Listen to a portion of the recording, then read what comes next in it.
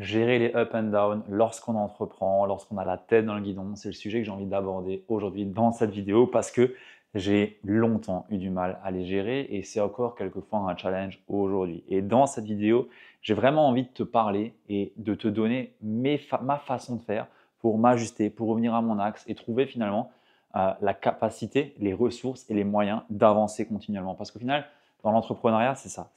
On a des challenges, on doit bouger, on doit avancer, mais en même temps, il y a la réalité du terrain qui est présente, qui n'est pas forcément facile et qui n'est pas toute rose, telle qu'on peut te le montrer sur les réseaux sociaux. Et ma volonté sur cette chaîne, c'est de te montrer la vérité, l'arrière-scène, vraiment ce qui se cache dans les coulisses de toutes ces activités qu'on peut voir, qui sont florissantes, qui, oui, génèrent du chiffre d'affaires, mais qui en même temps sont challengeantes parce que, bien entendu, si on cherche à avoir quelque chose, on a automatiquement aussi des contraintes qui vont avec. Et une des grosses contraintes de l'entrepreneuriat, c'est qu'on doit gérer cette capacité à avancer avec tout ce qui peut nous chambouler, tout ce qui peut venir nous challenger.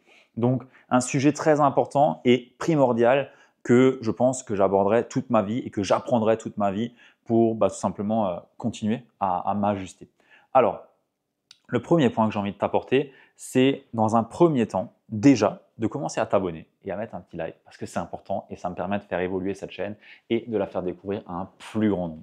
Maintenant que ça c'est fait, j'ai tout simplement envie de te dire qu'avec le contexte que j'ai pu te poser, c'est complètement normal de vivre des up and down et que c'est complètement une illusion et un fantasme que de croire que tu n'en vivras pas. On a souvent des entrepreneurs qui viennent me voir, qui me disent que voilà, ils ont plus de clarté, qui savent plus comment avancer, qui sont perdus, qui n'arrivent plus à trouver leur voie. Et le plus gros problème là-dedans, c'est de penser que c'est normal de ne pas avoir ce type de problème-là, de ne pas avoir de brouillard.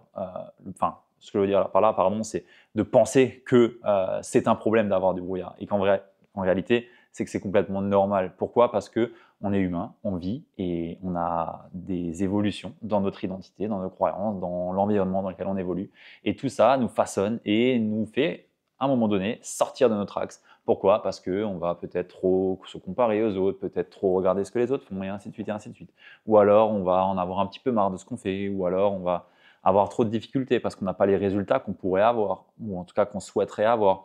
Et, euh, et on se dit que c'est pas normal, que tout devrait marcher, que tout devrait rouler, parce qu'on le mérite, parce que je ne sais quoi. Et la réalité, c'est que non, en fait, c'est complètement normal de vivre ces choses-là, ces situations-là, et il faut juste l'accepter tel que c'est. C'est déjà le premier point, parce que quand on accepte qu'on va vivre ce type de situation, naturellement, on sait que c'est normal en fait. Et juste si c'est normal, on doit les vivre et on doit les traverser.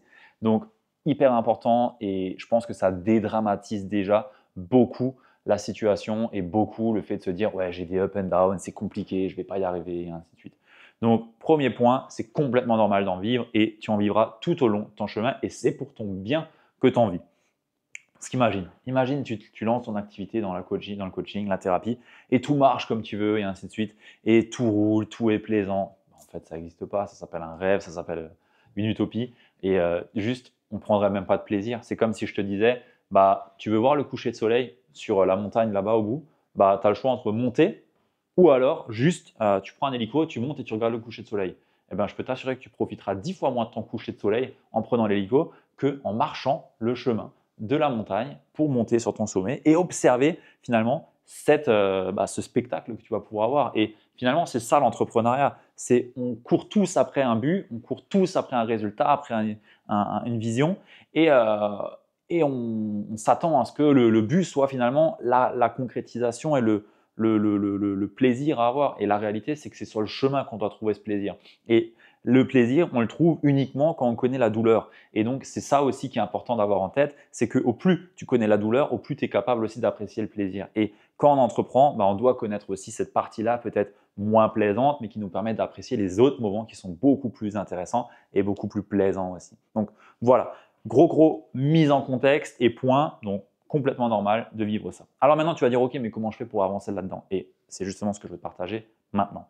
Donc, premier point, c'est accepter. Accepter que c'est challengeant, qu'on a des difficultés, mais qu'on a besoin d'avoir de la lucidité pour pouvoir déceler ce qui est challengeant, le problème qu'on a, le down qu'on a, où est-ce que le point se trouve.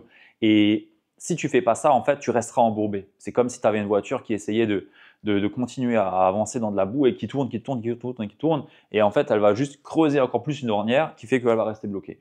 Donc, le point le plus important là-dedans, c'est OK, bah, je vais peut-être faire machine arrière avec ma voiture si je reprends cette métaphore et je vais avancer, reculer, avancer, reculer. Bref, on va rester là sur cette métaphore, mais le point, c'est analyser la situation, prendre de la hauteur.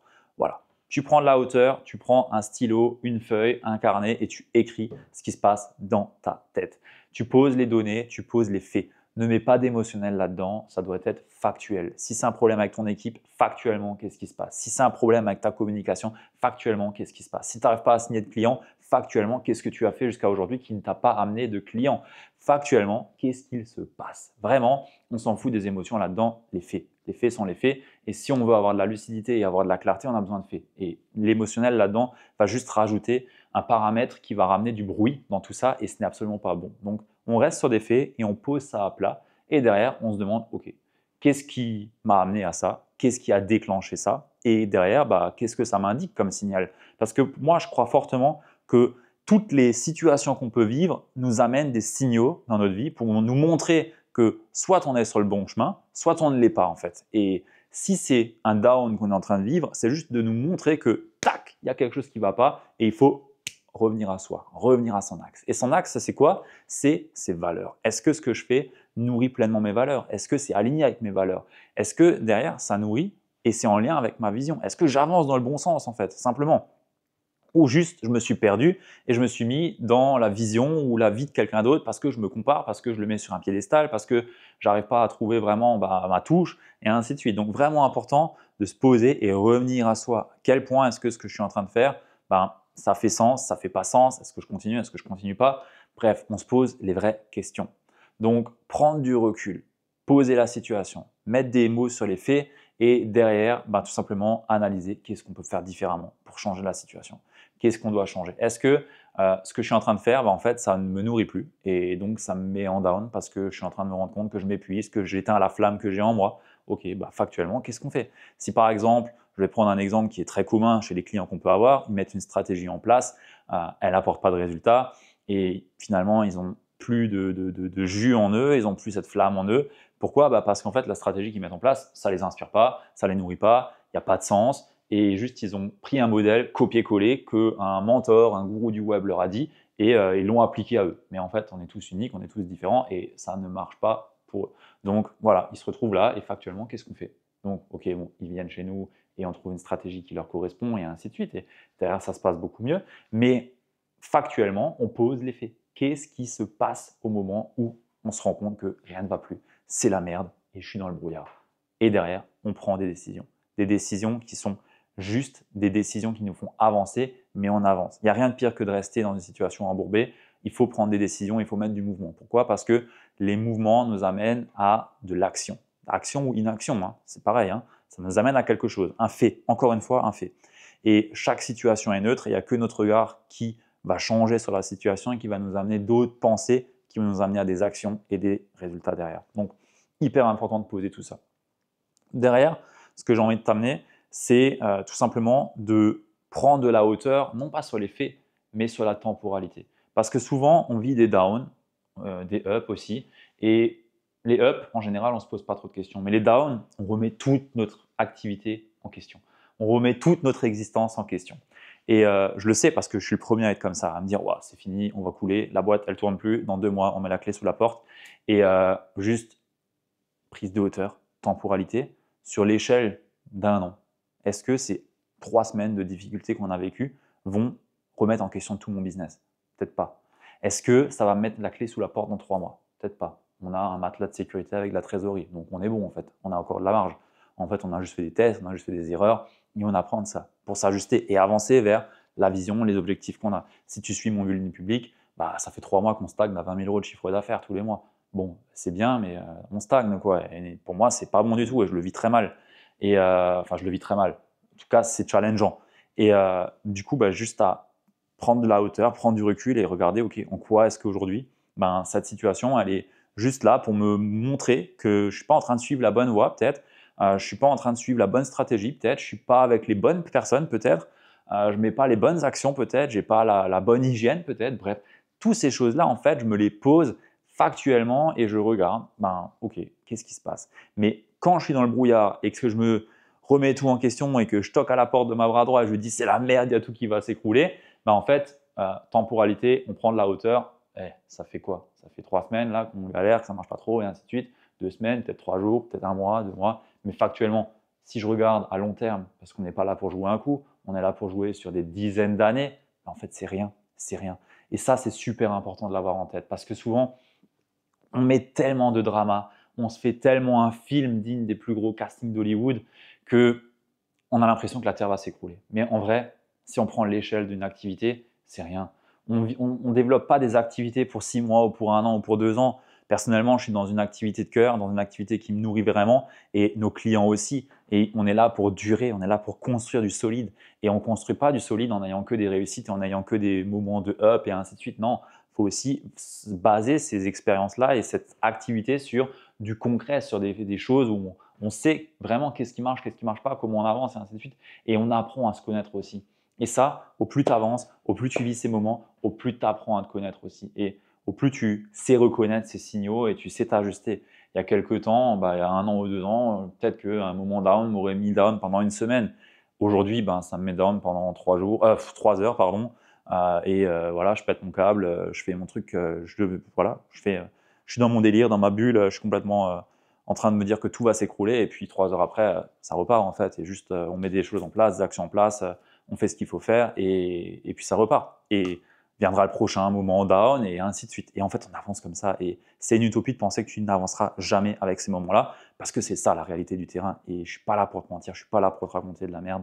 On est sur du concret et retour terrain, c'est ça. Et c'est pour ça qu'on doit se faire accompagner, c'est pour ça qu'on doit travailler sur sa préparation mentale, qu'on doit travailler sur ses valeurs, sur sa vision, sur sa mission, pour avoir des choses solides sur lesquelles revenir pour s'ajuster et trouver le bon chemin et derrière continuer à prospérer avec son activité, servir ses clients de cœur et pas juste pleurer et s'abattre sur son sort. Parce que c'est complètement normal et il faut savoir avancer là-dedans. C'est le choix finalement qu'on prend quand on entreprend en fait. C'est juste ça.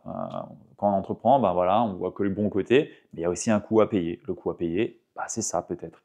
Et il faut l'accepter, sinon on n'avancera pas et on n'arrivera jamais à trouver de solution. Et il faut pas se rappeler, il faut surtout se souvenir d'une chose, c'est que notre travail en tant qu'entrepreneur, c'est de résoudre des problèmes et on est payé pour ça. Donc si aujourd'hui on n'arrive pas à gérer nos propres problèmes et on s'abat sur notre sort, ça va être compliqué de résoudre ceux des autres. Donc voilà, et surtout quand on est dans le coaching, dans l'accompagnement, on est équipé, on est outillé pour ça normalement. En tout cas, en règle générale, on a des formations, on a des protocoles et je sais que souvent on est les cordonniers les moins bien chaussés et c'est pour ça qu'un coach se fait aussi accompagner, un thérapeute se fait aussi accompagner sur la partie marketing par exemple, ou business, ou mindset. Et c'est comme ça qu'on avance en fait. Donc c'est complètement normal. Si tu vis ça, juste dédramatise la situation, prends du recul, prends de la hauteur, preuve de lucidité, revenir à soi et on avance. Voilà, c'est ce que je voulais te partager dans cette vidéo et si ça t'a plu, si ça t'a parlé, je t'invite à me le dire dans les commentaires, à me dire un petit peu ce que tu peux prendre de tout ça. Est-ce que tu as toi aussi vécu des moments down? Qu'est-ce que tu as pu faire? Moi, j'écris beaucoup, je passe par l'écriture, la respiration aussi. Voilà, je ne t'ai pas parlé de comment se calmer et ainsi de suite, mais j'ai déjà fait d'autres vidéos à ce sujet-là, il y en a peut-être d'autres qui viendront, mais je voulais vraiment t'amener une vue globale et d'entièreté sur ce que ça peut être d'avoir ces moments de up and down et te montrer à quel point, oui, en fait, tu vas tout le temps osciller entre les deux et c'est juste normal en fait. Et puis voilà. Bref, sur ce, je t'invite à t'abonner si ce n'est pas encore fait, à laisser un petit like et à le partager à une personne à qui tu penses que ça peut être utile. Et sur ce, moi, j'ai qu'une seule chose à te dire, c'est qu'on se dit au prochain épisode et à plus.